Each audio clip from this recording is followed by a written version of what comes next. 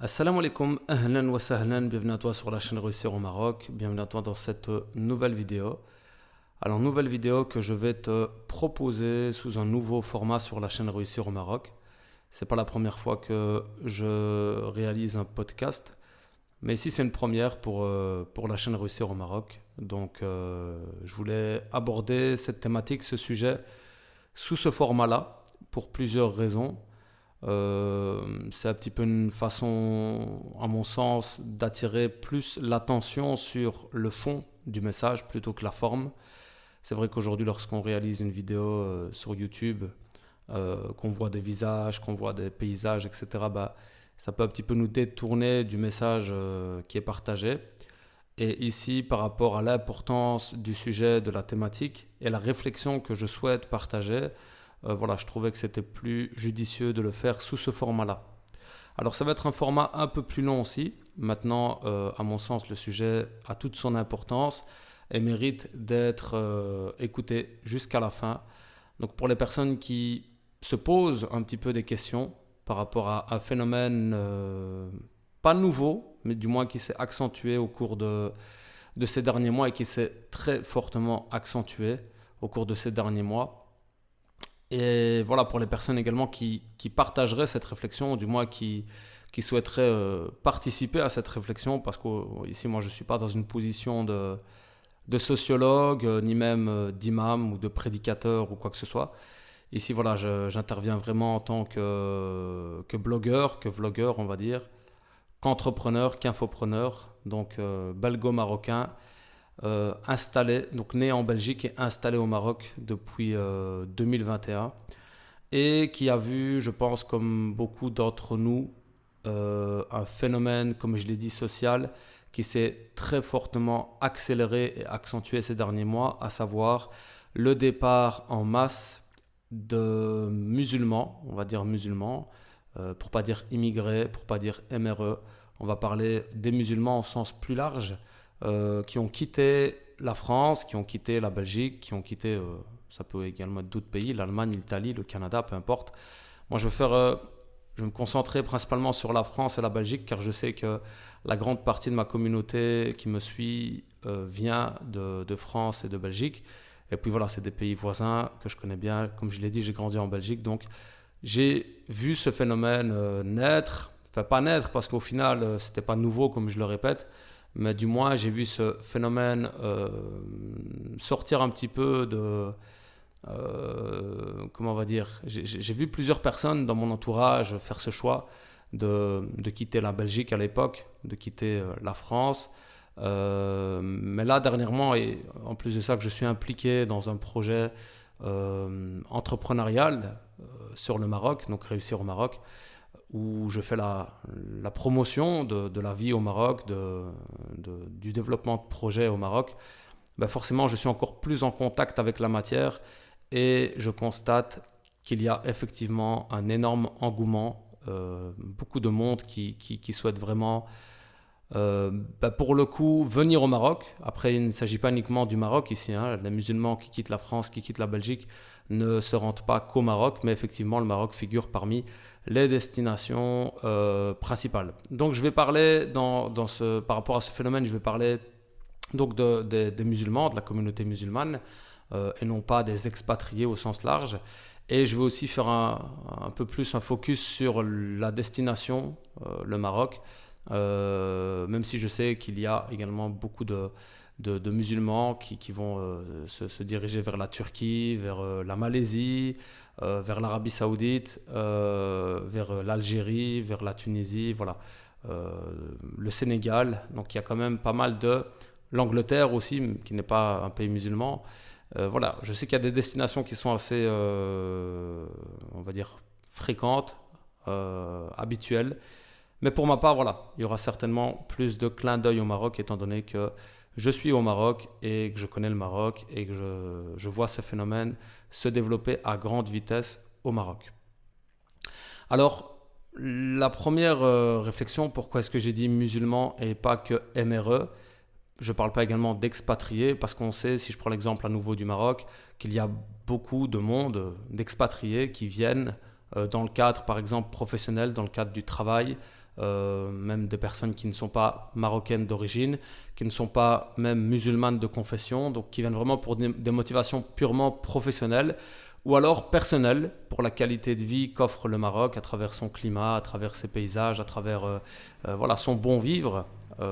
Donc ça, on connaît la réputation du Maroc, alhamdulillah. Donc il y a beaucoup de monde qui se sont expatriés vers le Maroc, puis qui sont repartis, d'autres qui sont revenus, etc. Donc je ne vais pas parler de ce phénomène qui est un phénomène classique, ordinaire, ni même des MRE qui ont quitté le Maroc à l'époque pour aller faire leur vie en Europe, en Belgique, en France à nouveau. Et mon père fait partie de ces personnes qui ont souhaité faire leur avenir en Europe pour des raisons X, Y, Z qu'on peut comprendre, parce qu'à l'époque, effectivement, beaucoup d'entre eux ne voyaient pas d'issue, ne voyaient pas de perspective d'avenir au Maroc.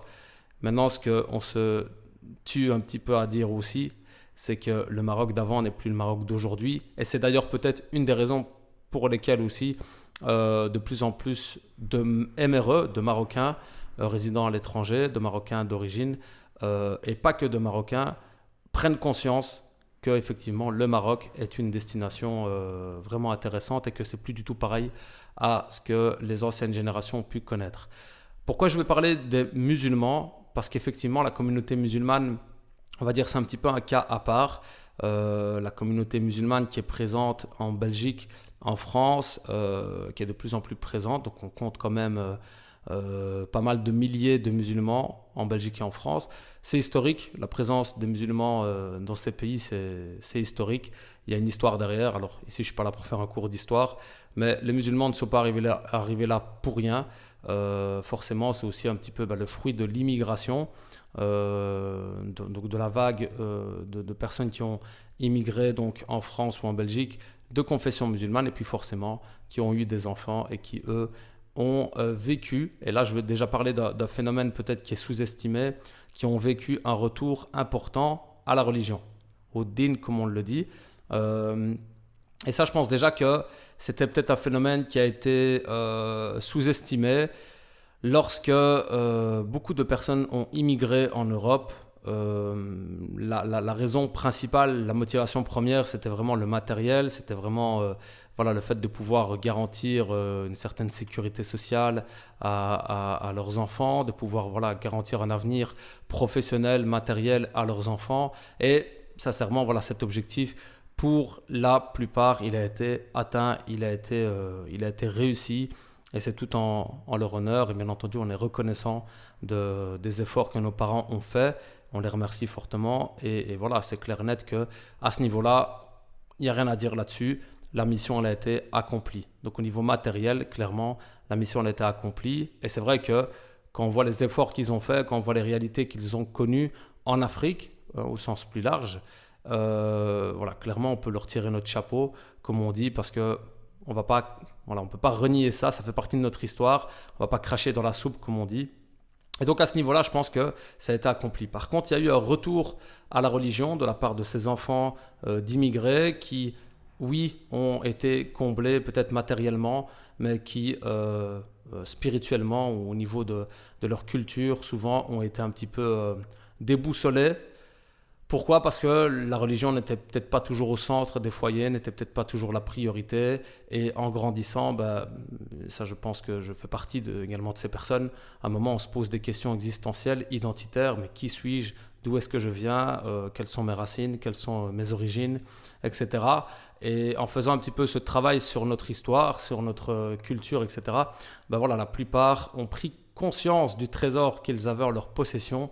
Le trésor qui est l'islam, la religion, la croyance, alhamdulillah, et la spiritualité donc musulmane et tous les trésors qu'elle renferme, et se sont aperçus que peut-être ils en avaient été privés. Alors je ne dis pas que c'était volontaire, je dis plutôt que à nouveau les objectifs étaient peut-être, les priorités n'étaient peut-être pas celles-ci, tristement, mais après c'est compréhensible vu le contexte, etc. Même si je n'y adhère pas, mais ça reste compréhensible. Et donc pas mal de jeunes ont pris conscience qu'ils avaient ce trésor qui fait partie de leur source, de leurs racines, et qu'il était tout simplement inexploité. Et on souhaitait revenir donc à l'essentiel, revenir à leurs origines, revenir à leurs sources. Ça a influencé d'autres personnes, parce qu'ici, il ne s'agit pas que à nouveau des musulmans d'origine. Il y a eu également des personnes qui de base n'étaient pas de familles musulmanes qui ont embrassé l'islam parce qu'elles ont découvert justement de par l'entourage, etc. Et donc ça fait que, alhamdoulilah, l'islam s'est propagé dans les pays comme la Belgique, comme la France. Et il y a eu une vague, toute une génération et de nombreux jeunes qui sont revenus à la religion et qui ont souhaité se réconcilier avec à nouveau leurs convictions. Donc ça, c'est un phénomène déjà que je voulais aborder, que je voulais placer avant toute chose. Pourquoi ? Parce que déjà, je pense que ça a été un phénomène qui a été incompris et qui n'a pas même été à la limite, parce que incompris à la limite, c'est pas encore trop grave. Alors on pourrait se dire, voilà, c'est idéologique, donc chacun a le droit de concevoir la vie comme il le souhaite. Le problème, c'est que c'est un phénomène qui n'a pas été respecté. Et je pense que c'est là qu'il y a eu un problème au niveau sociétal. C'est qu'effectivement, ce retour à la religion, ce retour au din, à un moment, on s'en tracassait pas trop. Quand je dis on s'en tracassait pas trop, ça veut dire que ça faisait pas trop de bruit. Chacun vivait un petit peu ses convictions comme il le souhaitait. Et puis, il y a eu toute une série d'événements qu'on a connus, forcément, de tristes événements, que je le précise, parce qu'aujourd'hui, il est même important de préciser qu'on est contre tous ces massacres et toutes ces tueries. Ces événements qui n'ont fait que complexifier les choses, qui ont à nouveau accentué cette incompréhension et puis ce non-respect des convictions et des différences culturelles. Ça a été clairement ressenti dans les sociétés, on ne va pas se mentir. Ça a été ressenti par, et ça je parle vraiment en connaissance de cause, en connaissance du terrain, je suis moi-même passé par là. J'ai découvert le racisme, la discrimination, l'islamophobie, qu'on qualifie aujourd'hui d'islamophobie. Je l'ai découvert depuis mon retour à la religion. Avant ça, malgré que j'avais des origines étrangères, etc., et en plus de ça que j'étais dans des ambiances qui étaient tout sauf respectables, je me sentais moins pointé du doigt que lorsque je suis revenu à ma religion. Et là, je suis vraiment très... je pèse vraiment mes mots, parce que ça a été déjà un petit peu une incompréhension de ma part, de me dire mais comment ça se fait qu'aujourd'hui, en essayant d'être quelqu'un de pieux, en essayant d'être droit, en essayant d'avancer dans ma vie, de faire des études, de travailler, de me stabiliser, de me marier, de ne plus faire de bêtises, comment ça se fait que je me retrouve plus dans le collimateur que lorsque j'étais dans la délinquance ou que j'étais perdu, que je faisais n'importe quoi. Alors quand je dis je parle pour moi, mais pas que. Je pense que c'est vraiment un phénomène qui a été ressenti par beaucoup, à nouveau, de personnes qui se sont repenties à la religion, qui sont revenues à la religion, qui se sont converties à la religion. Alors, je vais revenir un peu plus tard sur ce phénomène donc de retour à l'islam. Mais ce sur quoi je vais déjà un petit peu parler, c'est que les dés, ils ont été redistribués. Parce qu'effectivement, le Maroc de l'époque, et peut-être même quand on venait en vacances, quand on était petit, c'était pas spécialement tentant en fait. Voilà, c'était un peu, ça sortait de l'ordinaire. C'était un autre pays. On sentait que c'était complètement différent que, allez, pour ma part, la Belgique. Donc, quand je venais au Maroc en vacances, je sentais que c'était pas du tout le même pays, que c'était pas du tout la même mentalité, etc. Et on en rigolait même. Je me rappelle avec mes amis d'enfance qui sont aussi d'origine marocaine. Parce que voilà, c'était vraiment un pays complètement différent. On voyait des choses assez, à nouveau, qui sortaient de l'ordinaire, vraiment des choses, subhanallah. Et on en rigolait en fait. On revenait de vacances, on se revoyait, et puis on discutait. Ouais, au Maroc, j'ai vu ceci, au Maroc, j'ai vu cela. Et clairement, notre vie, elle était, pour ma part, donc en Belgique. Et je pense que les personnes qui vivaient en France, c'était pareil pour elles. Donc voilà, à l'époque, il y avait vraiment ce fossé entre la vie en Europe et la vie en Afrique, et en l'occurrence la vie au Maroc. Là, clairement, parce qu'aujourd'hui je connais bien le terrain, je suis sur place, j'ai voyagé pas mal dans le Maroc, je vis au Maroc, donc j'ai pu faire pas mal de villes, de grandes villes, de petites villes de campagne, je peux aujourd'hui certifier et confirmer que le Maroc n'a rien à envier aux grandes villes européennes. Certaines villes du Maroc, en tout cas, je pense par exemple les grandes villes, Rabat n'a rien à envier aux grandes villes européennes, loin de là. J'ai même trouvé des choses à Rabat ou des choses dans d'autres villes du Maroc plus développées que dans certaines grandes villes européennes que j'ai également, où je suis né, où j'ai grandi, Bruxelles, etc. Mais aussi que j'ai pu découvrir ou que j'ai pu visiter comme Paris, ce qui s'ensuit. Donc ce que je veux dire par là, c'est qu'aujourd'hui les choses ont changé et forcément les pays se développent, même au niveau de l'histoire coloniale du pays. Le pays prend son indépendance, avance dans sa direction et on sent vraiment qu'il y a une affirmation. Si je reprends l'exemple du Maroc, aujourd'hui le Maroc qui s'affirme parmi les leaders africains, clairement on sent qu'il y a eu un changement au niveau de ces pays, au niveau de ce sentiment d'infériorité qu'on aurait pu sentir à l'époque.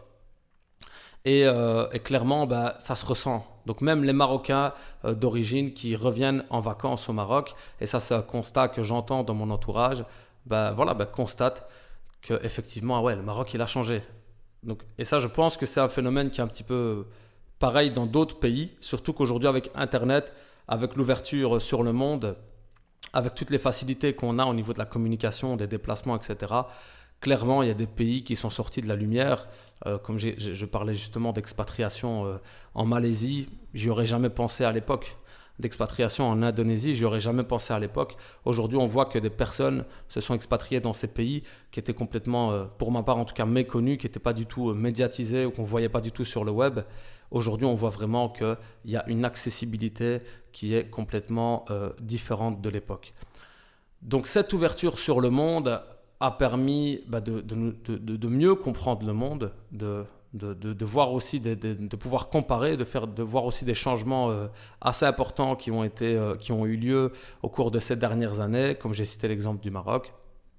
Et donc clairement, ça a poussé aussi pas mal de monde à se poser la question à un moment de se dire, moi je suis d'origine marocaine, je suis d'origine turque, mon pays il est en train de se développer, je vis dans un pays où il se passe peut-être telle ou telle chose, ou peut-être que je ne me sens pas complètement épanoui dans le pays dans lequel je suis actuellement, et à un moment il y a une comparaison qui va se faire forcément.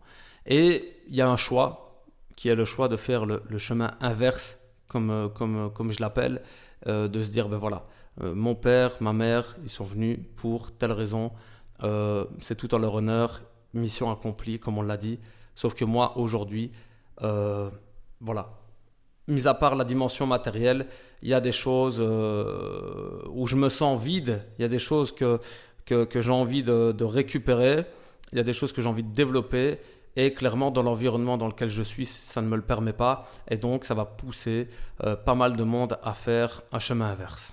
Alors là, on pourrait se poser la question, et je pense d'ailleurs que c'est un phénomène qui va de plus en plus être étudié par les sociologues, parce qu'on a vu justement au cours de ces derniers mois, vraiment tout récemment, que même au niveau des médias français, dans la presse, etc., il y a eu pas mal d'articles, et pas que, même des médias, on va dire, étrangers, qui ont vraiment pris conscience de ce phénomène, que ce phénomène était vraiment en train vraiment d'exploser. Qu'il y avait vraiment de plus en plus de musulmans qui quittaient. On parle de musulmans intellectuels, c'est un peu ce qui a été dit dans les médias, même si je ne suis pas d'accord avec ça, parce qu'il n'y a pas que des intellectuels, intellectuels dans le sens des personnes qui ont fait de hautes études, hein. Pas dans le sens que ces personnes sont plus intelligentes que les autres, mais dans le sens que c'est des personnes qui sont fortement qualifiées ou qui ont eu de grands diplômes et qui ont été discriminées à l'embauche, et alors qui ont fait le choix de quitter la France, pour l'exemple donné dans les médias. Donc je pense que c'est un phénomène qui va de plus en plus se faire ressentir, être de plus en plus étudié. Je pense aussi qu'à un moment, ça va remettre un petit peu justement les points sur les i, les pendules à l'heure, parce qu'on va se rendre compte qu'il y a eu des erreurs qui ont été faites. Alors, est-ce qu'il s'agit d'un échec d'intégration ou est-ce qu'il va plutôt s'agir d'un échec d'assimilation? Et là, je pense que c'est deux termes qui sont assez importants. Pour ma part, j'ai beaucoup de mal à regarder les débats entre gros guillemets sur les plateaux télévisés français, sans citer aucun intervenant, aucun chroniqueur, aucun journaliste, aucun politicien ni rien, parce que ce n'est pas du tout le but. Mais il y a souvent cette volonté de faire comprendre que les problèmes qu'il y a dans la société sont causés par l'immigration, sont causés par les musulmans, qui représentent malgré tout une minorité communautaire en France ou en Belgique. Et là, je parle surtout de la France.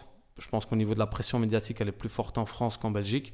Même si nous, on reçoit un petit peu comment on appelle ça, les effets secondaires de toutes ces vagues-là. Ça arrive souvent chez nous en Belgique. Mais clairement, il y a des débats sans fin, en fait, et sans queue ni tête, j'ai même envie de dire, concernant la question de l'intégration, que sous prétexte que, voilà, soi-disant, les musulmans, les religieux, les personnes qui sont attachées à la religion ne veulent pas s'intégrer, etc. Donc on a inventé tous des concepts, l'islam de France et tout ce qui s'ensuit, parce qu'il y a vraiment ce problème de conception d'intégration. Alors que, à l'inverse, et là je parle vraiment à nouveau en connaissance de cause, en connaissance du terrain, j'admets qu'il y a certainement une partie minoritaire à nouveau, une petite partie de personnes qui sont revenues à la religion et qui ont compris la religion un petit peu comme quoi il fallait vivre en marge de la société. Ça, on ne va pas se mentir, c'est des courants de pensée qui existent, mais malgré tout, ils représentent une minorité par rapport à la communauté musulmane. Alors moi déjà, pour les personnes qui pensent qu'il faut vivre en marge de la société occidentale, belge, française, etc., et je comprends tout à fait leur raisonnement, attention, hein, même si je ne le partage pas à 100%, mais je le comprends forcément. Moi déjà, ce que j'ai envie de dire à ces personnes-là, si elles écoutent, c'est ne vous faites pas du mal. Arrêtez de vivre en marge des sociétés où vous vivez, la Belgique, la France ou que sais-je, et allez vers un pays où vous allez vous sentir bien, tout simplement. Le monde, il est ouvert, ne vous faites pas du mal, ne faites pas du mal aux autres, parce que voilà, moi j'ai connu des personnes qui sont dans la religion, que j'ai pu fréquenter dans mon cheminement, enfin que j'ai pu côtoyer, pas fréquenter, mais rencontrer ou côtoyer dans mon cheminement. Et voilà, qui avait cette conception et cette idéologie. Voilà, déjà ces personnes, j'ai envie de leur dire, ne vous faites pas du mal. Allez vers des pays où vous vous sentirez mieux, où vous pourrez pratiquer votre din librement. Et voilà, à nouveau, sans vous faire du mal, sans faire du mal à personne, sans être pointé du doigt à longueur de journée. Surtout que, sincèrement, en termes de... je veux dire, quel est le but de votre présence je veux dire, dans les pays dans lesquels vous vivez, si en plus de ça vous n'êtes même pas impliqué dans la da'wa, si vous ne travaillez pas parce que voilà, vous estimez qu'il n'y a pas de travail qui correspond, etc. Pourquoi je dis vous? Parce qu'à nouveau, ce n'est pas un courant de pensée que je partage à 100%. Je suis assez d'accord sur certains grands points, mais voilà, pour ma part, quand j'étais en Belgique, voilà, j'étais en Belgique, donc j'essayais malgré tout de m'intégrer au mieux. C'est pour ça que j'ai parlé d'une petite partie, on va dire, de co-religionnaires, si on peut dire ça comme ça, qui effectivement estiment qu'il faut vivre en marge des sociétés dans lesquelles ils vivent. Et ça, comme j'ai dit, je les invite à clairement prendre des décisions. Mais après, pour la majorité des musulmans, malgré tout, qui essayent de rester attachés à leurs pratiques religieuses élémentaires et fondamentales, la majorité sont intégrés socialement. Ça veut dire quoi? Ça veut dire que c'est des personnes qui font des études, c'est des personnes qui travaillent, c'est des personnes qui payent leur contribution. Ce n'est pas toutes des personnes qui sont au chômage, ce n'est pas toutes des personnes qui profitent de la sécurité sociale. La majorité aussi sont des commerçants, sont des personnes à nouveau qui cotisent. Donc aujourd'hui, on ne peut pas renier que la majorité de la communauté musulmane, que ce soit en Belgique ou en France, est intégrée. Voilà. Après, là où je pense qu'il y a eu un échec, effectivement, c'est un échec d'assimilation. Parce qu'à entendre certaines classes politico-médiatiques, et à nouveau, je vous dis que moi, j'arrive même pas à écouter en fait ce qui se dit sur les plateaux télévisés français, en fait, on refuse clairement ton identité. On refuse clairement qui tu es.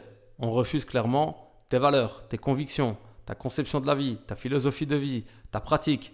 Et on est rentré dans des absurdités en fait, parce qu'effectivement il y a eu des actes de la part à nouveau d'une minorité égarée, là on peut le dire clairement, qui a commis des dingueries, j'ai pas d'autres termes, qui a commis des folies, etc.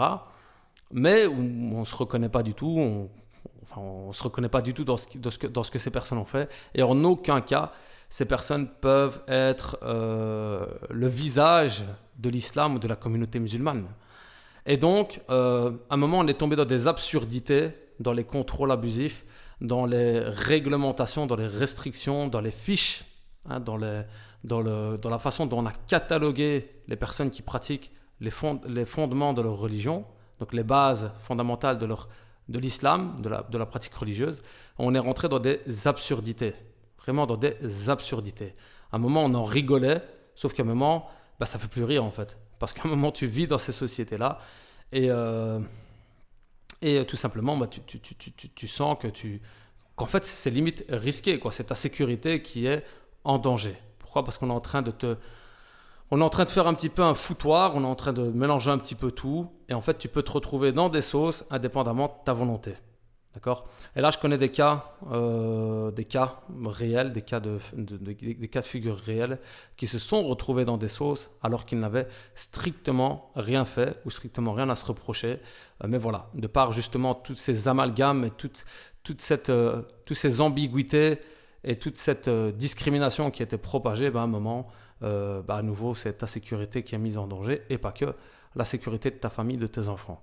Donc oui, il y a eu un échec d'assimilation parce qu'en aucun cas, il y a et il devrait y avoir une volonté que les personnes d'origine étrangère ou de confession autre que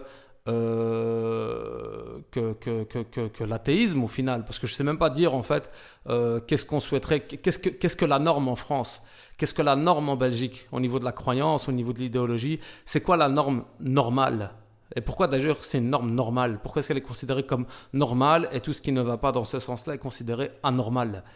Donc c'est ça un moment qu'on se dit, mais c'est quoi en fait cette arrogance de se dire qu'il faut penser comme ça sinon tu es quelqu'un d'anormal? Donc déjà la norme, on ne sait pas trop c'est laquelle, parce qu'aujourd'hui ça va dans tous les sens au niveau des valeurs, au niveau de ce qui est propagé.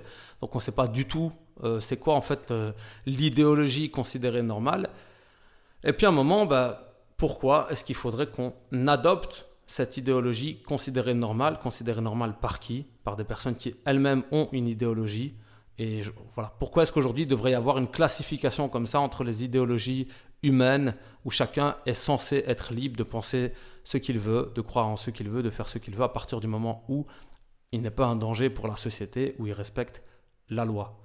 Donc, oui, il y a eu un échec d'assimilation parce qu'en aucun cas, les personnes qui sont revenues à la religion, à ma connaissance en tout cas, et qui se sont attachées à leurs convictions, à leur religion, ne souhaitaient s'assimiler à un modèle inventé ou que sais-je. Et ça, il ne s'agit pas que des musulmans. Parce qu'on a mis beaucoup l'accent sur les musulmans par rapport aux événements, par rapport à pas mal de choses. Parce que pour moi, c'est un petit peu un fonds de commerce, on ne va pas se mentir. Hein. Ça marche, ça vend, ça fait de l'audimat, ça fait des clics. Donc voilà, tant que ça marche, on va faire des reportages sur le terrorisme. On va rebalancer des reportages sur le terrorisme tous les 3 mois. Donc à partir du moment où ça marche, Mais forcément, ça ne concerne pas que la communauté musulmane. Parce qu'aujourd'hui, les communautés, je vais prendre l'exemple des communautés hindouistes, etc., qui vivent, ou les Chinois par exemple, ou qui vivent en Europe, en Belgique, en France, qui même des fois sont regroupées entre elles, ne sont pas du tout en fait au centre des mêmes débats et des mêmes discussions. Ça veut dire qu'ici, on a vraiment demandé à la communauté musulmane, on va dire pratiquante, du moins la partie de la communauté musulmane qui pratique les fondamentaux de leur religion, de s'assimiler. Donc oui, aujourd'hui, à mon sens, on peut dire qu'il y a eu un échec d'assimilation qui est tout à fait compréhensible. Alors il y a une phrase que j'aime bien citer, que j'aime bien rappeler, c'est « Si tu ne peux pas être, comment espérer devenir ?» Ça, c'est peut-être mon slogan, je vais peut-être le mettre sur un t-shirt, un de ces 4. Mais pour moi, cette phrase, elle en dit long en fait. À nouveau, quand on évolue dans une société, quand on essaye de s'intégrer, quand on fait des efforts comme tout le monde, quand on va étudier, qu'on voit que dans notre classe, il y a d'autres camarades de classe qui se battent pour réussir leurs examens et que nous-mêmes, on fait ces efforts-là. Quand on recherche un travail, qu'on fait exactement les mêmes efforts, peut-être même 2 fois plus d'efforts que d'autres personnes pour trouver un emploi, etc. Et qu'au bout d'un moment, on s'aperçoit que on a beau faire ce qu'on veut, on a toujours en fait un handicap. Un handicap qui a été inventé, qui a été créé et qui a été collé sur notre visage. À un moment, on reste des êtres humains, même si on essaye d'être fort, même si on essaye d'avoir du caractère, même si on essaye de se dire non, je dois me battre pour mes droits, c'est pas juste, etc. Je dois me battre pour la justice, tout ce qui s'ensuit, je dois aller faire des manifestations, tout ce qui s'ensuit. À un moment, on reste des êtres humains et on devient fatigué. Donc, quand en plus de ça, le climat ou l'environnement n'est pas en plus de ça, on va dire, favorable, parce qu'on s'aperçoit que les gens sont déprimés, parce qu'il pleut souvent, parce qu'il fait gris, parce que voilà, ça manque un petit peu de joie dans la société, et que ça ajoute à ça, cette charge supplémentaire qui a été mise sur nos épaules au détriment de notre volonté, à un moment, on est fatigué. Et à un moment, on n'a plus envie de prouver quoi que ce soit à qui que ce soit. Parce qu'on se pose la question, mais pourquoi est-ce que moi je devrais prouver des choses en plus à certaines personnes ? Pourquoi ? Pourquoi est-ce que ces personnes sont supérieures à moi ? Pourquoi est-ce qu'on me prend de haut de cette manière ? Pourquoi est-ce qu'on m'exige des choses telles que celles-ci ? Pourquoi est-ce qu'on me fait vivre ces injustices ? Pourquoi est-ce qu'on me fait vivre ces discriminations ? Pourquoi est-ce que, parce que je m'appelle Mohamed par exemple, je vais être sujet à des questions. Et là je vais vous parler, je ne m'appelle pas Mohamed, hein, je m'appelle Thomas. Donc imaginez, je m'appelle Thomas, c'est un choix stratégique. Mais malgré tout, parce que je porte une barbe, parce qu'on voit sur mon visage que je suis de confession musulmane, j'ai été sujet à des questions lors de mes entretiens d'embauche qui étaient complètement liées en fait à mes convictions personnelles. Donc j'allais à des entretiens d'embauche où j'avais des appréhensions, des craintes au niveau technique, parce que c'était dans le domaine technique, de l'électromécanique. Donc je me disais, oulala, on va me poser des questions techniques, je ne vais pas m'y retrouver et je risque de ne pas avoir le poste. Et je me retrouvais à devoir répondre sur des questions d'ordre personnel. Ça veut dire qu'à un moment, on s'aperçoit qu'on n'a pas notre place, qu'on part avec un handicap et que malgré les efforts, on sera toujours redevable de quelque chose qui a été inventé, je ne sais pas par qui. Donc à un moment, je répète la phrase, si tu ne peux pas être, comment espérer devenir ? Comment se lever tous les matins avec la motivation d'exceller dans ton travail, d'exceller dans ce que tu fais, d'être quelqu'un de bien dans la société, etc. Et à un moment, je me suis même dit, mais est-ce qu'on est en train de faire en sorte que les gens craquent, que les gens pètent les plombs, ou c'est quoi le truc en fait ? J'ai pas compris. Donc à un moment, moi-même, je m'étais fait cette réflexion-là, de me dire, mais à quoi est-ce qu'on veut pousser les gens en fait ? La vie, elle est déjà éprouvante pour tout le monde, parce que c'est une vie d'épreuve. Les choses ne font qu'aller vers... Allez, pour pas dramatiser, pour pas être pessimiste, mais on s'aperçoit qu'il y a de plus en plus de choses de pire en pire dans la société, dans le monde. Et en plus de ça, on veut nous rajouter des charges supérieures. Alors là, le choix devient très facile à prendre et de plus en plus facile à prendre parce qu'on refuse ce climat qui devient de plus en plus anxiogène. On en arrive même à des stades de sécurité, comme je l'ai dit tout à l'heure. Suite aux attentats, suite aux événements, j'ai été confronté des fois à des agressions, certes verbales, mais que je n'avais jamais connues auparavant. C'est-à-dire qu'à un moment, il en va de notre sécurité, mais pas que. On va veiller à se protéger forcément, hein, donc on ne va pas se laisser se faire agresser. Après, quand on est un homme en général, c'est plus facile que lorsqu'on est une femme, parce qu'on a vu quand même pas mal de cas d'agression faites par des lâches sur des femmes, sur des jeunes, sur des personnes plus vulnérables, on va dire. Donc quand on est un homme, à la limite, on est moins exposé à ce type de danger-là. Mais il ne s'agit pas uniquement de nous protéger, il s'agit également de protéger l'autre. C'est-à-dire que on va essayer de garder notre sang-froid au maximum, sauf qu'à un moment, face à la provocation, face à certaines choses, on s'expose malgré tout à des dangers, de faire des erreurs, de commettre des erreurs, parce qu'on reste des êtres humains malgré tout, même si on essaye de raisonner par la foi et par la piété. Et donc, il en va de la sécurité de tout le monde. Et bien entendu aussi, on va se soucier, on va commencer à se tracasser lorsque, par exemple, notre épouse va sortir. Donc si je parle en tant qu'homme, forcément, parce qu'après on va me dire que je suis machiste ou je sais pas comment on appelle ça, que je parle au nom des femmes, etc. Donc vous voyez, c'est ce genre de piège, hein, qu'on nous a tendu dans l'opinion publique. Non, mais bien entendu, voilà, en tant que père, en tant que mari, je vais me soucier pour mon épouse lorsqu'elle va sortir seule. Je vais me soucier peut-être pour mes enfants aussi. Et puis voir aussi les perspectives qu'on leur offre. C'est-à-dire qu'à un moment, on commence à parler de fiches, on commence à parler de... Il y a même eu des propositions pour les fichiers S, de mettre les fichiers S dans des camps.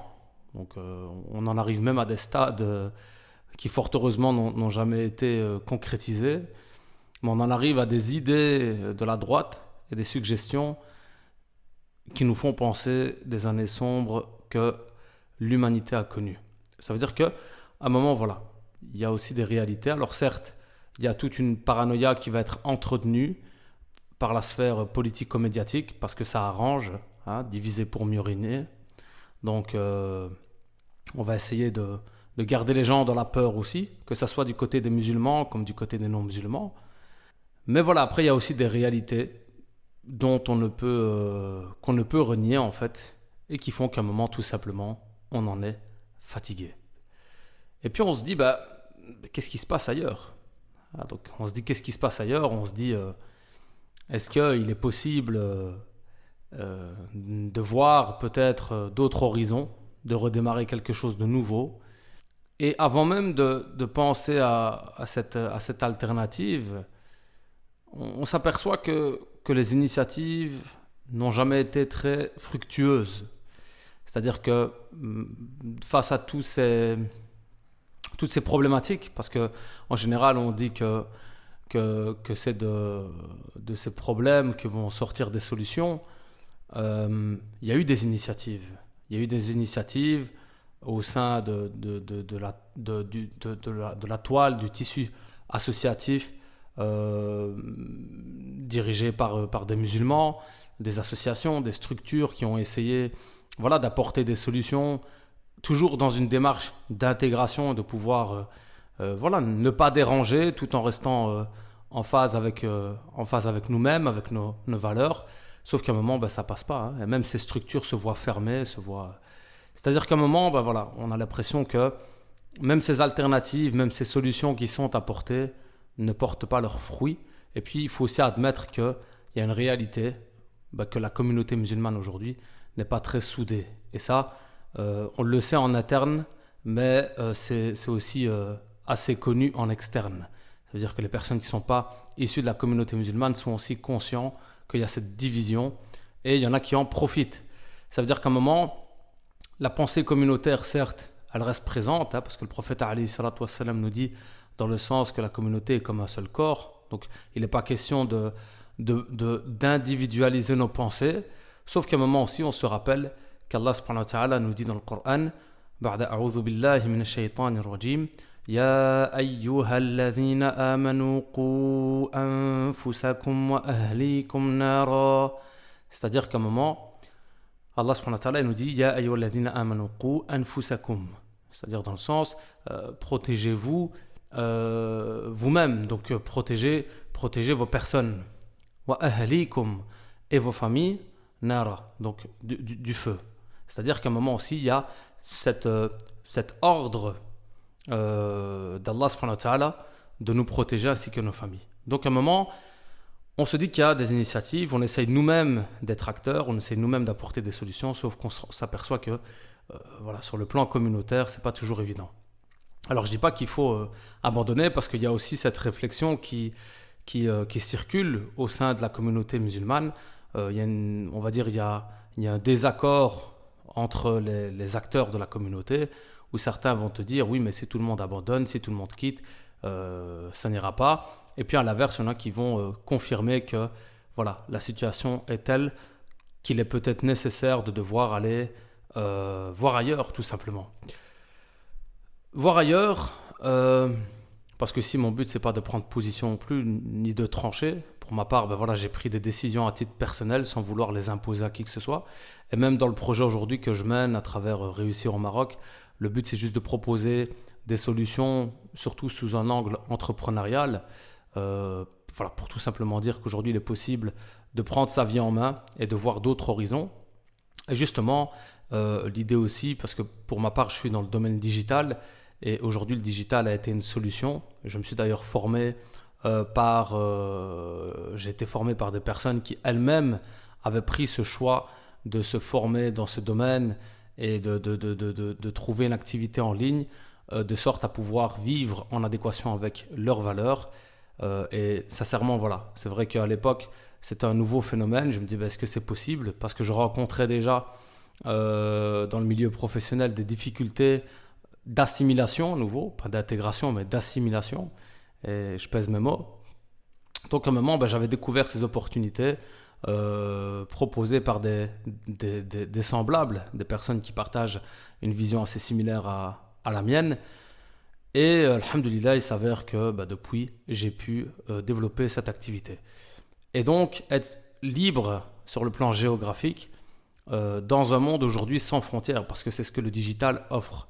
C'est-à-dire qu'aujourd'hui, avec Internet, avec les réseaux sociaux, on voit bien que, voilà, à l'époque, je prends un simple exemple. À l'époque, partager une photo, par exemple, je sais pas moi, d'un endroit de vacances ou d'un endroit touristique, ou même, si on prend l'exemple de l'humanitaire, des photos qui étaient faites en Afrique, etc., ça avait de l'effet. C'est quelque chose d'assez extraordinaire. Aujourd'hui, le monde est connecté. Vous connectez à Instagram le matin, vous voyez le monde entier en quelques posts, et vous voyez que les personnes avec qui vous avez des fois même grandi, un est en Australie, l'autre est en Turquie, l'autre est là-bas, l'autre est là-bas. Ça veut dire qu'aujourd'hui on est dans un monde où tout est devenu facile de par l'ouverture des frontières par le biais du digital aussi, par le biais des réseaux sociaux, par le biais d'Internet, par le biais de la technologie moderne, de la communication, de toutes les facilités qu'il y a. Et donc à un moment, on s'aperçoit qu'il y a des horizons qui s'offrent à nous. C'est-à-dire qu'on se dit, ok, aujourd'hui, faire le choix de quitter le pays où j'ai grandi, où je ne me sens plus nécessairement à ma place, n'est plus un choix aussi dur à prendre que ce que les anciennes générations ont pu prendre lorsque elles ont quitté leur pays natal, ici en l'occurrence le Maroc, pour venir construire quelque chose de nouveau à l'étranger, à des milliers de kilomètres de chez elles. Aujourd'hui, on s'aperçoit en fait que c'est très facile, c'est très simple, qu'aujourd'hui les risques sont beaucoup moins importants que ce qui pouvait être le cas à l'époque. C'est-à-dire qu'aujourd'hui, on a quand même beaucoup plus de facilité à pouvoir essayer quelque chose de nouveau. Et donc, ça va nous inciter, nous motiver à se dire, voilà, aujourd'hui je mène une routine, je mène une vie où je me sens de moins en moins à l'aise, de moins en moins confortable. Et donc, il est temps que je m'accorde du temps. Tout simplement parce qu'on sait que le temps passe vite, sans vouloir jouer avec les mots. Et donc, de plus en plus de monde vont se dire, il est temps que je m'accorde du temps et que je commence à penser à autre chose. Que je commence à penser à un nouveau départ ailleurs. Et forcément, le premier réflexe va être de penser à son pays d'origine, raison pour laquelle, parmi les musulmans qui viennent au Maroc, alors je vais employer le terme viennent, je ne vais pas employer le terme s'expatrient ou émigrent, immigrent au Maroc. Je ne vais pas employer ces termes-là, je veux dire viennent au Maroc parce que vous allez voir qu'il y a plusieurs façons de venir essayer quelque chose de nouveau au Maroc ou ailleurs. Forcément, c'est surtout des personnes d'origine marocaine, pour la grande majorité. Les musulmans d'origine turque vont plutôt aller vers la Turquie et ainsi de suite. C'est-à-dire que forcément, on va par facilité s'orienter vers notre pays d'origine. Et là, on va pouvoir concilier en fait un ensemble d'objectifs, de nouveaux objectifs de vie, à savoir le fait de pouvoir vivre dans un environnement en adéquation avec nos valeurs, avec nos convictions, avec notre identité, avec qui on est, ne plus avoir à se justifier ou ne plus partir avec un handicap et pouvoir être sur le même piédestal que tout le monde, entre autres. Et en vérité, on ne demande pas grand-chose. Hein. Quand je constate, même dans l'entourage ou dans les personnes qui viennent au Maroc pour le motif purement religieux, pour faire la hijra, comme on l'appelle, et je vais brièvement en parler, en soi, tout ce qui est demandé, c'est la liberté de culte. En aucun cas, en tout cas pour les personnes que je connais, en aucun cas, il est demandé de faire, comment on va dire, des exploits religieux, etc.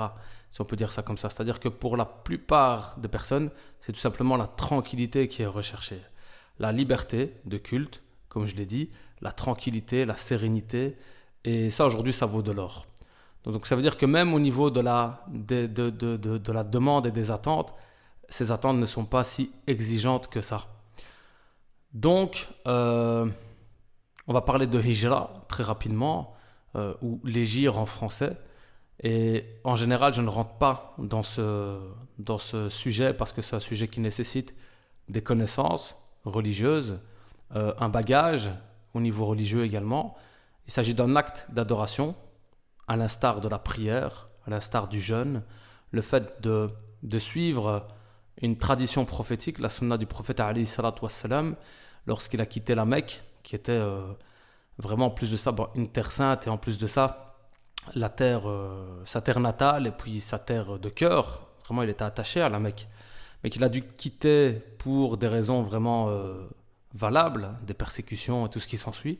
Et ça a été d'ailleurs un tournant dans l'histoire de la civilisation islamique. Ici, le fait de suivre cette tradition prophétique, de suivre cette sunna et de vouloir faire la hijra pour Allah subhanahu wa ta'ala, pour se rapprocher d'Allah, pour préserver notre religion, forcément c'est un acte d'adoration rempli de mérite. Après, pour ma part, je ne rentre pas trop dans les détails et je ne m'exprime pas trop sur ce sujet, du moins je ne présente pas ce projet au Maroc sous cet angle-là, parce qu'à nouveau, il y a des personnes plus compétentes que moi pour le faire.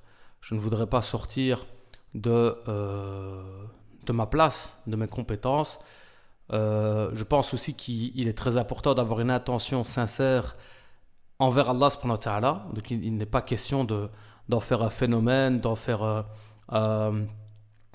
fonds de commerce, parce qu'aujourd'hui il faut aussi dire que c'est devenu un peu une tendance, une nouvelle tendance, où il va y même avoir une commercialisation de cet acte d'adoration. Donc pour ma part, je suis très prudent aussi par rapport à ce volet-là. Mais ce qu'il faut retenir en tout cas, et pour les personnes qui ne sont pas musulmanes et qui m'écoutent, c'est qu'effectivement le musulman à un moment dans sa vie, le croyant, va certainement vouloir aussi faire cette hijra pour pouvoir se rapprocher d'Allah subhanahu wa ta'ala, pour pouvoir se mettre dans un environnement favorable à son épanouissement spirituel, à son évolution dans la religion, dans son din, et à ne plus devoir être face à des dilemmes, face à des sacrifices. Et donc il y a de plus en plus de musulmans aujourd'hui qui prennent conscience que cette hijra, elle est peut-être, et à nouveau je ne vais pas m'exprimer sur son statut, je laisserai les personnes plus compétentes le faire, mais elle est peut-être obligatoire.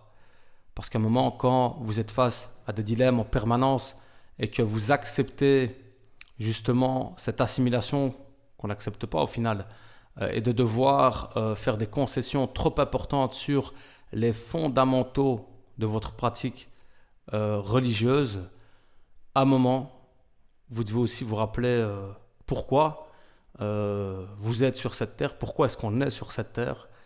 Est-ce que c'est uniquement pour travailler, ou est-ce que c'est uniquement pour acquérir du matériel, ou est-ce que c'est uniquement pour aller en vacances 20 jours par an, ou alors est-ce qu'on a quand même aussi notre religion à tenir et à entretenir, et qu'à un moment on ne peut pas toujours la sacrifier. Donc ce phénomène de hijra, à mon sens, va être de plus en plus appliqué et pratiqué. À nouveau, pour ma part, j'en fais pas tout un tout un événement, j'en fais pas toute une soupe, pour employer un peu voilà, des termes comme ça. Je laisse vraiment les attentions de chacun entre les personnes et leur Seigneur, subhanah. Et voilà, pour ma part, c'est normal qu'il y a de plus en plus de monde qui vont s'interroger sur cet acte d'adoration. Après, je tiendrai quand même à préciser, et je vais bientôt terminer ce podcast, qu'effectivement la religion est certainement un des motifs les plus importants qui pousse la communauté musulmane, les musulmans, à quitter leur pays natal, la France, la Belgique, pour aller vers un pays dit musulman, mais pas que. Pas que parce qu'aujourd'hui, si je prends l'exemple du Maroc, certes, on est dans un pays musulman, on est dans un environnement plus favorable à l'épanouissement religieux, mais aujourd'hui, le Maroc offre aussi une série d'opportunités, une qualité de vie vraiment de plus en plus intéressante, sachant que c'est un pays qui se développe de plus en plus, qui s'émancipe de plus en plus et qui propose de plus en plus de choses intéressantes. Et donc forcément, il va y avoir certes le moteur religieux au centre de ce projet pour la plupart des musulmans qui viennent au Maroc, mais il va aussi y avoir une série d'ambitions et de motivations qui vont s'articuler autour de ce moteur religieux. À savoir les opportunités professionnelles, à nouveau la qualité de vie et voilà tous les avantages qu'on peut retrouver au Maroc, le niveau de vie, le pouvoir d'achat, le fait aussi d'être dans un pays où voilà, on peut quand même continuer à un petit peu sortir et un petit peu ne pas toujours être serré. Surtout si on parvient à avoir une situation financière stable et confortable, ce qui n'est pas du tout impossible, et c'est d'ailleurs le but de cette plateforme Réussir au Maroc, de ce projet Réussir au Maroc, c'est de proposer des solutions à ce niveau-là aussi. Mais voilà, certes la religion est peut-être le centre de nos motivations, mais il y a quand même toute une série d'autres points qui vont nous attirer vers ce nouveau départ au Maroc ou ailleurs. Je pense que c'est valable aussi ailleurs, dans les autres pays musulmans qui se développent également, et c'est ce qu'on souhaite pour ces pays, d'enfin pouvoir s'affirmer et s'émanciper comme je l'ai dit.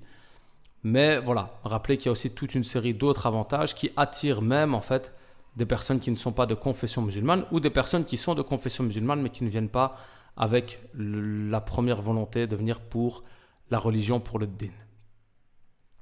Ce phénomène vers le Maroc risque à mon sens de s'accentuer, en tout cas pour ma part, depuis mes débuts que je crée du contenu sur le Maroc, j'ai vraiment vu une accélération impressionnante. Je vous avoue que même moi, dans la création de contenu, des fois je suis dépassé, ça va tellement vite, il y a tellement de personnes aujourd'hui qui s'expriment sur le Maroc, il y a tellement de personnes aujourd'hui qui s'expriment sur je ne vais même pas dire sur le Maroc au final, je vais parler sur ce phénomène en fait, sur cette nouvelle ouverture. Il y a tellement de monde aujourd'hui qui s'exprime là-dessus, qui sont là pour dire regardez, je l'ai fait, faites comme moi, je vais vous expliquer comment faire. Il y a tellement de personnes aujourd'hui qui le font, que ce soit au Maroc ou ailleurs, comme je l'ai dit, sur cette nouvelle ouverture sur le monde, sur cette nouvelle possibilité de vivre, que même moi, je vous avoue que des fois je suis dépassé. Même moi, des fois dans la création de contenu, ça me fait presque hésiter à poursuivre, donc motivez-moi à le faire, motivez-moi à poursuivre tout ce que je vous partage. Mais voilà, c'est pour dire que ça va tellement vite, il y a tellement les choses s'accélèrent tellement que je pense qu'on va aller vers un engouement de plus en plus important. Après, voilà, on demande aussi à Allah subhanahu wa ta'ala de nous préserver des débordements, parce que quand il commence à avoir trop d'engouement, c'est un peu comme le phénomène du buzz, hein. On peut vite monter et puis on peut vite descendre aussi. Donc qu'Allah subhanahu wa ta'ala protège ce pays, le Maroc, et les autres destinations choisies par la communauté musulmane, voilà, pour éviter aussi qu'il y ait des débordements et des mauvaises choses qui rentrent dans le pays, puisque ce n'est pas ce qui est demandé non plus. L'idée, c'est de venir en apportant quelque chose de positif. Et donc, voilà, à mon sens, je pense qu'avec les événements qui s'annoncent ici, pour l'exemple du Maroc, les événements qui s'annoncent ici, je pense vraiment qu'il va y avoir un engouement de plus en plus important et que les personnes qui souhaitent franchir le cap vont devoir se décider assez rapidement. Je terminerai une chose aussi, deux choses. Une première chose de fin, c'est de dire aussi que pour ma part, je suis assez attaché à d'autres pays d'Afrique, comme le Burkina Faso, et j'ai une vision qui va au-delà du Maghreb. Pour ma part, c'est aussi l'Afrique. Je suis assez attaché à mes origines africaines, et j'espère vraiment pour l'Afrique que l'Afrique va pouvoir aussi s'émanciper, va pouvoir enfin se libérer de certaines emprises, et des pays comme le Burkina Faso, etc., qui sont aussi en plein changement, en pleine transformation. J'espère vraiment que ces pays vont aussi être des pays d'avenir et qu'il va aussi avoir un engouement vers ces destinations-là. Parce que voilà, aujourd'hui, comme je l'ai dit, le monde est ouvert et il est important de chercher un endroit où vous allez vous sentir bien. Donc ça, c'est une première chose. Je terminerai aussi avec une dernière chose qui est de dire que ma motivation à travers ce podcast, et Allah m'en est témoin, je ne dis pas du tout ça pour les personnes ou les autorités qui seraient amenées à m'écouter. Ma motivation n'est pas de dénigrer la Belgique, loin de là, ou de dénigrer la France, loin de là, même si pour la France, je n'ai pas spécialement d'attache vis-à-vis de la France, je ne suis pas français. La Belgique, c'est un pays que je porte dans mon cœur, sentimentalement, parce que c'est mon pays natal, c'est là que j'ai grandi, donc le pays en lui-même, je le porte dans mon cœur. Pour ma part, je ne vais pas dire j'aurais aimé, parce que j'aime pas employer le terme j'aurais, mais allez, je vais dire j'aurais, parce que je ne trouve pas d'autres verbes. J'aurais aimé être un pont entre mon pays natal et mon pays d'origine. J'aurais aimé avoir cette ambition dans les sociétés, à nouveau dans mon pays natal, la Belgique, et dans mon pays d'origine, le Maroc, sachant que ce sont des pays qui ont des relations, en plus de ça, diplomatiques. Ça veut dire que j'aurais souhaité être à ma modeste échelle, hein, je ne dis pas que je suis un super-héros, mais j'aurais aimé être un pont entre ces pays et pouvoir apporter justement quelque chose d'intéressant au niveau de leur développement. Alors je ne dis pas que c'est perdu, pourquoi pas, j'espère qu'un jour je pourrai y participer. Mais ce que je veux dire par là, c'est que bien que j'estime ne pas avoir totalement trouvé ma place dans la société belge, en tout cas à l'heure actuelle, en aucun cas je ne souhaite dénigrer ce pays, la Belgique, que je porte dans mon cœur. J'aimerais juste faire passer un message aussi de dire que attention à comment vous traitez les minorités, les communautés minoritaires, et j'inviterai les personnes qui nous écoutent et qui ne se sentent pas directement concernées par mon message parce qu'elles ne sont pas à nouveau de confession musulmane ou parce qu'elles ne sont pas immigrées, donc qui sont belges ou françaises ou peu importe, de dire que attention à ne pas alimenter ce phénomène, parce qu'à un moment, je pense que si beaucoup de monde commence à quitter, même à contre-cœur, ça ne sera pas profitable pour la Belgique, pour la France. Alors je ne suis pas là pour me soucier de comment ces pays vont se porter, parce que personne ne se soucie de moi à ce niveau-là. Et à nouveau, je ne suis personne. Je pense que si demain je meurs, on le saura à peine. Donc voilà. Mais ce que je veux dire par là, c'est que faut savoir qu'il y a des personnes comme moi, je pense que je ne suis pas le seul à partager cet avis, qui auraient aimé pouvoir être un petit moteur supplémentaire dans la double société dans laquelle il vit, que ce soit la Belgique, que ce soit le Maroc, de pouvoir être un pont entre le pays natal et le pays d'origine. Mais voilà, qui à un moment a dû faire des choix, parce que voilà, ça devenait compliqué dans un endroit et qui a dû revenir vers ses origines pour se reconstruire et peut-être un jour revenir meilleur, revenir plus accompli, peut-être. Mais voilà, l'idée n'est pas, pour clôturer, de dénigrer, l'idée n'est pas de comparer, mais plutôt d'expliquer les raisons, les motivations qui m'ont poussé ou qui peuvent pousser d'autres personnes qui partagent une vision similaire à faire ce choix et à participer à ce phénomène qui s'étend de plus en plus. Donc voilà, j'ai essayé de transmettre un petit peu ce que je pensais sur le sujet.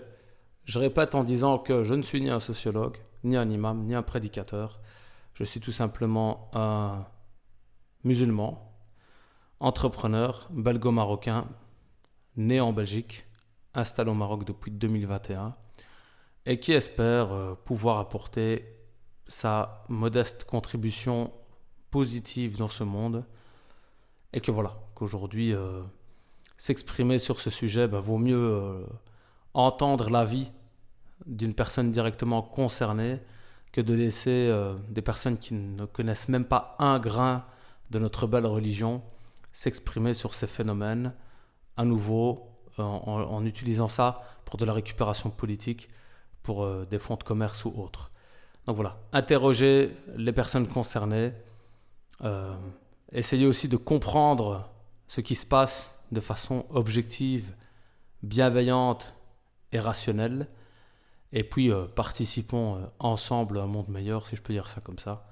Donc qu'Allah subhanahu wa ta'ala nous utilise dans le bien, nous préserve de tout mal. Et voilà, j'espère que ça vous aura été profitable. N'hésitez pas à interagir aussi en commentaire, partagez votre avis dans le respect. On n'est pas là pour insulter, on n'est pas là pour critiquer, on n'est pas là pour penser qu'on est les seuls à avoir raison. Voilà, on a nos raisons à nous, on a notre vérité à nous. Après, voilà, on accepte aussi de communiquer, parce que la communication, elle joue un rôle important. Et c'est ce que j'essaie de faire aussi à travers ce travail. Donc voilà, n'hésitez pas à partager votre avis en commentaire, à me parler aussi au niveau du format si ça vous intéresse. C'est un peu long, vous l'avez peut-être écouté en voiture. Pour ma part, j'ai bien aimé, j'avais l'impression d'être dans une émission radio. Et voilà, comme j'ai dit, c'était pas la première fois, mais ça me plaît assez bien. Donc s'il y a d'autres sujets sur lesquels j'aimerais vraiment mettre l'accent au niveau du message, je poursuivrai dans ce format-là. Autrement, voilà, j'attends vos réactions en commentaire. Et je vous dis à très bientôt, Inch'Allah, pour une prochaine vidéo.